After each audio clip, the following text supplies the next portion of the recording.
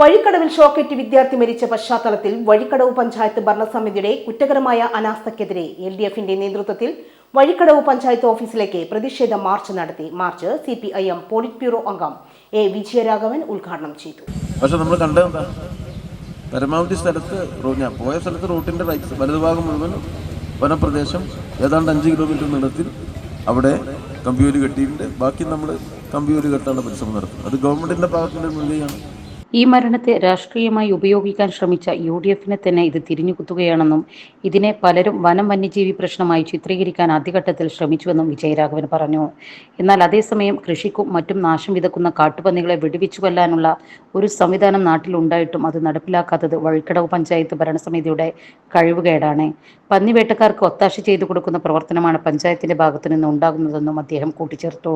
K. Radhakrishnan MP, Sathyan Mekeri, Alice Mathew M Varghese, VP Sanu, E. Jayan, TM Siddique, Anas തുടങ്ങിയവർ സംസാരിച്ചു. Jamsheer K അധ്യക്ഷത വഹിച്ചു. MT അലി സ്വാഗതവും PT ഉഷ നന്ദിയും പറഞ്ഞു. Sahara golden diamonds, Kottappadi, Malappuram. Phone 9744 912 916.